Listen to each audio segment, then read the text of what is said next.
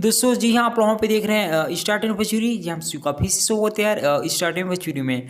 सो वहाँ पे जी हाँ, जैसे आप वहाँ पे खैर आप वहाँ पे देख सकते हो अपनी वहाँ पे यार जो कि वहाँ पे अभी अभी यहाँ पे छठ पूजा का बहुत ही कमाल का पोस्टर वहाँ पे निकल के आ रहा है।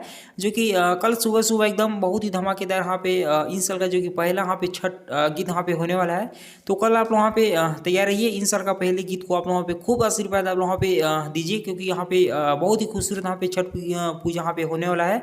क्योंकि जैसे आप वहाँ पे पवन भैया अगर यहाँ पे अपने लय में यहाँ पे आ रहे हैं, तो खैर आप वहाँ पे समझ सकते हो कि बहुत ही कमाल का देखने को मिलेगा। तो कल आप वहाँ पे 6 बजे तैयार रहिएगा, जो कि आप वहाँ पे नीमन भजपुरी चैनल से आप वहाँ पे देखने को मिलने वाला है। तो सुबह सुबह एकदम आप वहाँ पे 6 बजे तैयार रहिए। बहुत ही कमाल का सॉन्ग है एकदम, जो कि इस साल का पहला छठ गीत है। तो आप वहाँ पे खैर समझ सकते हो कि बहुत ही खूबसूरत एंड बहुत ही कमाल का सॉन्ग वहाँ पे देखने को मिलेगा।